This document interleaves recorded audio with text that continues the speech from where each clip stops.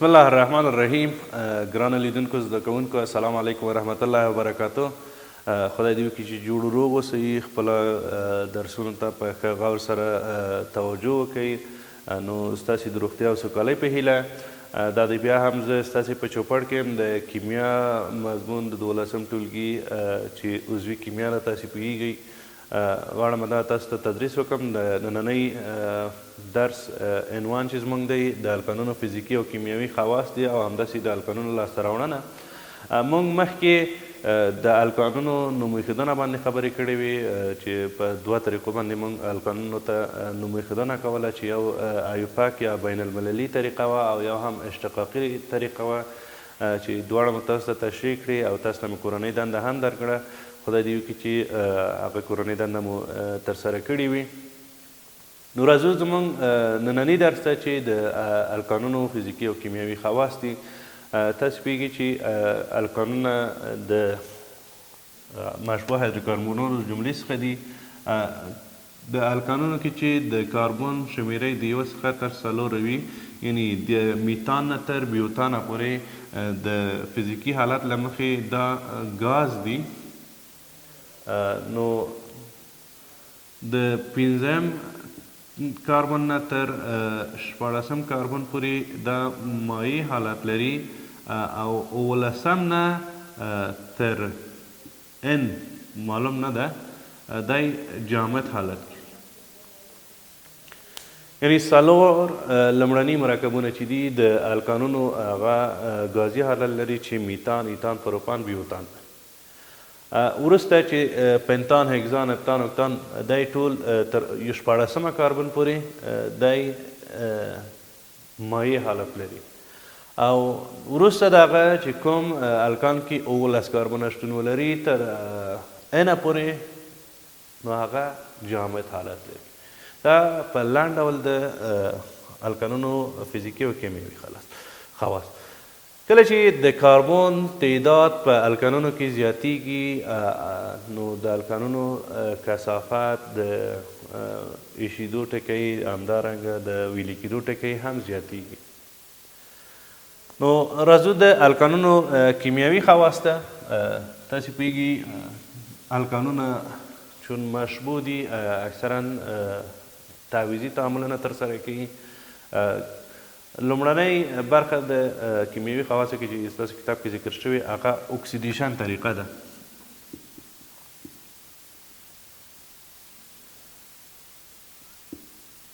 اکسیدیشن په اکسیدیشن کې 3 مرحلې دي. یو سوځول دي او یو هم نور معیارونه ورته ټاکل دي چې زه دواړه 4 واړه تاسو ته لیکم. اکسیدیشن یا سوځول که چیرې موږ میتان د اکسیجن په شتون کې وسوځوو نو کاربن دای اکساید، اوبه او تقریبا 490 کیلو ژول انرژي لاسته راځي. یعنی موږ د یو مول د میتان د سوځولو نه 490 کیلو ژوله انرژي لاسته راوړو. یعنی که چیرې موږ 1 کیلو ګرامه میتان وسوځوو نو د دوی انرژي چې لاسته راځي تقریبا 50,000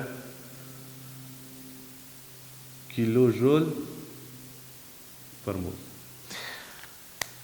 یعنی میتان که چیرې وسوځول شي ډېره انرژي تولیدوي. نو په همدې خاطر د دوی دغه ګاز چې دی په طبیعي ګاز کې هم ورڅخه استفاده کیږي چې هغه برخه بیا انشاءالله وروسته تاسو ته تشریح کوم. نو که چیرې دغه میتان شرایط یا د تناسب د اکسیجن سره توپیر وکړي او که چیرې مثلا 2 موله د میتان د اکسیجن سره تعامل وکړي د کتالست په شتون کې چې نه کلی نو موږ ته چې کوم مرکب لاسته راځي هغه میتانول دی. میتانول یعنی د میتان 2 موله او د اکسیجن 1 مول کوم مرکب چې لاسته راځي میتانول د 2 موله میتانول لاسته راځي. او که چیرې میتان جمع د اکسیجن په د نقل په شتون کې تعامل وکړي نو کوم مرکب چې لاسته راځي هغه فارمالدیهاید دی او ورسره اوبه. میتان د اکسیجن سره تعامل وکړي د نقل په شتون کې فارمالدیهاید او اوبه لاسته راځي. که چیرې 2 موله د میتان وي او 3 موله د اکسیجن وي نو هغه بل مرکب لاسته راځي. د مثال په ډول که چیرې 2 موله د میتان 3 موله د اکسیجن سره د نقل په شتون کې دوی تعامل وکړي نو 2 موله به څه لاسته راځي؟ فارمیک اسید لاسته راځي.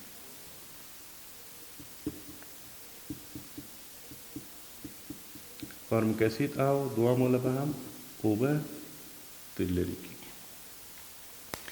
اکسیدیشن 3 مرحلې درلودلې چې لومړی سوځول و او په دې ترتیب موږ که چیرې دغه تناسب د میتان او اکسیجن تغییر ورکو نو دغه 3 ډوله مرکبات لاسته راځي چې یو یې دی میتانول یا میتایل الکول، فارمالدیهاید او فارمیک اسید.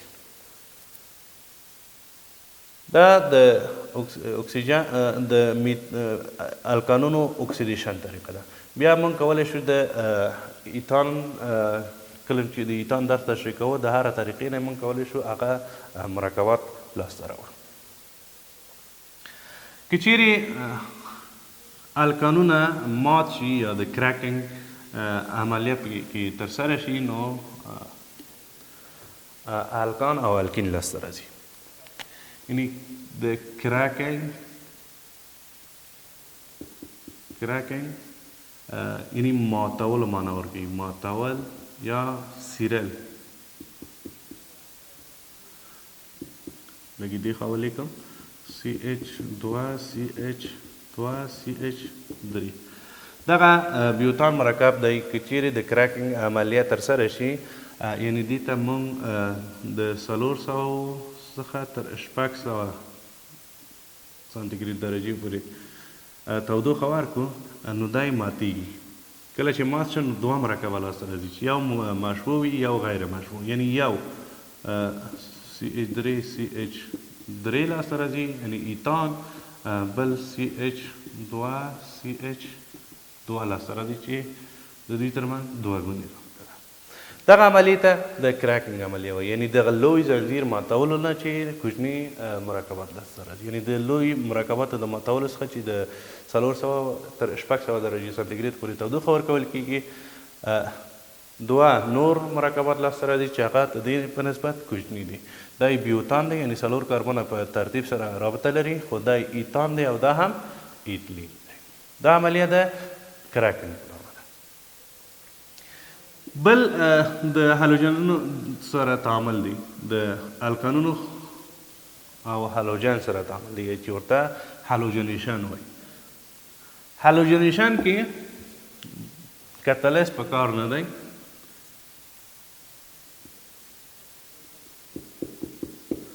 یعنی که چیرې موږ میتان د کلورین سره تعامل ورکو د رڼا په شتون کې څه لاسته راځي؟ CCCl جمع HCl. یعنی لومړی سر کې میتان او کلورین د میتان څخه یو هایدروجن تعویض کېږي د کلورین سره. د دې مشرع فورمول زه لیکم ستاسې د ښه پوهېدلو لپاره.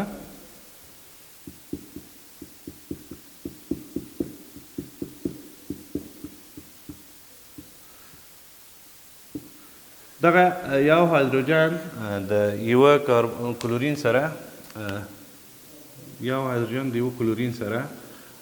HCl جوړوي. دلته آزاد رادیکال دایم لري، الکترون دایم لري. دوه ترمنځ اړیکه جوړیږي په نتیجه کې څه لاسته راځي CH3Cl میتایل کلوراید. په همدې ترتیب میتایل کلوراید هم که چیرې د کلورین سره تعامل وکړي د رڼا په شتون کې تر آخره پورې کاربن تترا کلوراید لاسته راځي. د القانونو لاسته راوړنه په کومه طریقه کېږي هغه هم څو ځانګړې طریقې لري چې زه تاسو ته تشریح کوم انشاءالله. لومړنۍ طریقه چې ده د ورس طریقه ده، یعنی که چیرې مونږ د الکایل هالایډ سره سودیم یو ځای کړو مونږ القانونه لاسته راوړلی شو. د مثال په ډول که چیرې RH مونږ ولرو د سودیم سره تعامل ورکړو، کوم مرکب چې لاسته راځي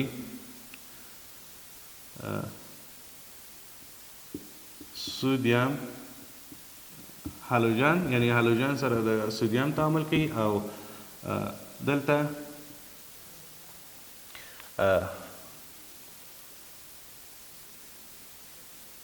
دا هم دوه دی، دلته هم دوه دی او په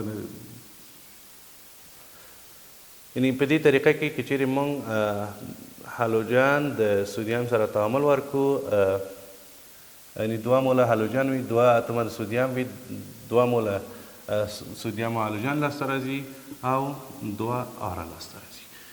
دغه عمومي فرمول دی. که چیرې مونږ د عملي بڼه ورته ورکړو چې که چیرې مونږ ولرو CH3Cl جمع عمومي فرمول کې 2 ضریب د ټولې دی، نو دلته هم لیکلی شو ورته. دلته میتایل کلوراید څه شي سره یو ځای کېږي، یعنی کلورین د سودیم سره 2 مالیکوله سودیم کلوراید جوړوي او چون دلته 2 آره دي یعنی 2 میتایل دي، نو دلته هم میتایل میتایل ترمنځ رابطه جوړیږي، ایتان لاسته راځي. دا یوه طریقه ده لاسته راوړنې چې د ورس طریقه ده، یعنی د الکل هالایډ او سودیم سره تعامل کوي، په نتیجه کې سودیم هالایډ او الکان لاسته راځي. چې موږ میتایل کلوراید د سودیم سره تعامل ورکړو، سودیم کلوراید او ایتان لاسته راغی.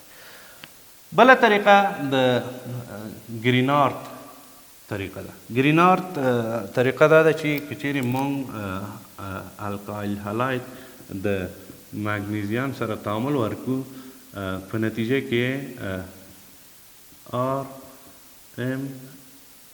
RMG یا مګنیزیم ایکس لاسته راځي.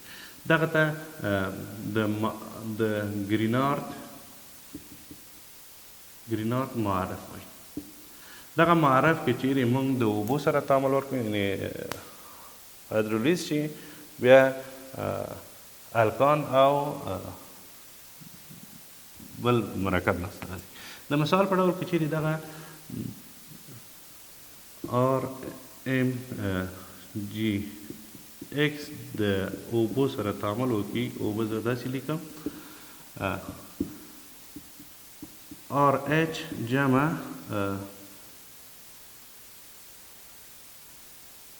MgOH لاسته راځي. یعنی مونږ که چیرې په دغه طریقه باندې هم کار وکړو، الکان لاسته راځي. مثلا که چیرې دغه میتایل کلوراید وي، د مګنیزیم سره تعامل وکړي، په نتیجه کې CH3 مګنیزیم هالایډ لاسته راځي. دغه بیا د اوبو سره تعامل ورکوو، CH3MgX جمع HOH، چې په نتیجه کې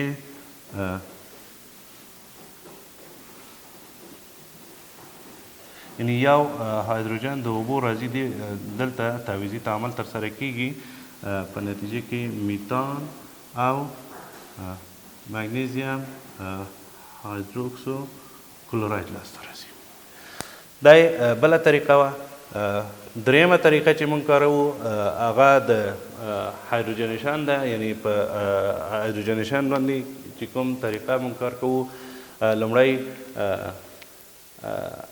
الکینونه که چیرې هایدروجنیشن شي الکانونه لاسته راځي. یعنی الکاین که هایدروجنیشن شي الکاین لاسته راځي، الکین که چیرې هایدروجنیشن شي الکان لاسته راځي. د مثال په ډول که چیرې اسیتلین فورمول تاسې پوهېږي چې کاربن او کاربن ترمنځ درې ګونې اړیکې دي. که چیرې دا هایدروجنیشن شي یعنې هایدروجن پرې نصب شي، کوم مرکب چې لاسته راځي دوه رابطې CH2 یعنې ایتلین لاسته راوړي. ایتین که چیرې ایتین موږ هایدروجنیشن کو په نتیجه کې کوم مرکب چې لاسته راځي هغه مثلا ایتان و، یعنې هایدروجن دلته نصب کېږي، د دوه ګونې رابطه ماتېږي، CH3 مرکب لاسته راځي. لومړی درې ګونې رابطه ماتوي چې دوه ګونې رابطه جوړوي، بیا که چیرې هایدروجنیشن شي دوه ګونې ماتوي یوه ګونې لاسته راځي. یعنې دا طریقې وې چې موږ د الکانونو د لاسته راوړلو لپاره وکارولې. موږ په دې درس کې د الکانونو فزیکي خواص ولوسته. موږ ویلي چې الکانونه د مشبوع هایدروکربنونو د جملې څخه دي. که چیرې د الکانونو څلور لومړني مرکبونه چې دي هغه ګازي حالت لري، یعنې ګاز دی. د 15 نه تر 14 کاربنونه چې ولري الکان هغه مایع حالت دی لري، او که چیرې د 18 نه زیات شي نو هغه جامد حالت لري. مونږ ویلي که چیرې د الکانونو کې د کاربنو تعداد زیات شي نو هلته کثافت د ایشیدو ټکی او د ویلي کېدو ټکی هم څه کېږي اضافه کېږي، یعنې زیاتېږي. راغلو کیمیاوي خواص ته. کیمیاوي خواص مونږ ویل چې لومړی الکانونه چې دي اکسیدیشن کېږي، یعنې اکسیدیشن څخه په لومړی کې چیرې الکان وسوځول شي کاربن دای اکساید اوبه او انرژي لاسته راوړي چې مونږ مثال کې تاسو ته ویل، او بل درې ډوله اکسیدیشن که چیرې مونږ د میتان او اکسیجن تناسب په نظر کې ونیسو، د هر یو تناسب د زیاتولو له امله مونږ ته ایتانول، الدیهاید او فارمیک اسید لاسته راځي. بله طریقه وه چې د کراکینګ عملیه وه، یعنې د الکانونو لوی زنځیر د کراکینګ په واسطه مونږ کوچني زنځیرونو ته تبدیلولی شو. یعنې مثال مو درکړی و چې بیوتان و چې مونږ د کراکینګ عملیې په واسطه هغه مات کړ، د ایتان او ایتین لاسته راغله. په همدې ترتیب مونږ د الکانونو لاسته راوړنه تاسو ته تشریح کړه چې هغه د الکانونو لاسته راوړنه چې وه د لومړی د وارس طریقه وه، بیا د ګرینار طریقه وه، بیا هایدروجنیشن وه، او بل یوه طریقه چې مونږ څخه پاتې شوه هغه د عضوي مالګو څخه چې د سودا لاین سره تعامل ورکړو الکانونو لاسته راځي. د مثال په ډول اسیټیک اسید د سودیم سره تعامل کوي، سودیم اسیټ جوړوي. سودیم اسیټ کې چیرې موږ د سودا لاین سره تعامل ورکړو موږ ته میتان لاسته راځي. دغه لومړی اخرنۍ طریقه چې ما اوس تشریح کړه دغه به د میتان درس کې زه تاسو ته انشاءالله په عملي توګه کار کوم. خدای دې وکړي چې د دې درس نه مو څه زده کړي وي. ستاسې د روغتیا او سوکالۍ په هیله کورنۍ دنده دې درس کې نه در کوم، فقط دلته کیمیاوي تعاملات ډېر ترسره شول. دغه مکرره خپله کتابچو کې ولیکئ، یادداشت یې کوئ. هر تعامل یو ځان ته میخانیکیت لري او دغه تعاملونه ډېر اړین دي، ضروري دي. ستاسې د 12م ټولګي زده کوونکي یاستئ، تاسو ته کنکورس کې د دې تعاملاتو یا د الکانونو کیمیاوي خواص څخه او همدارنګه نوم ایښودنه او نور بحثو څخه ډېر سوالونه راځي. نو هیله مې دا ده چې تاسې دا په پوره غور سره وګورئ او خپل ستونزې حل کړئ. ستاسې د روغتیا او سوکالۍ په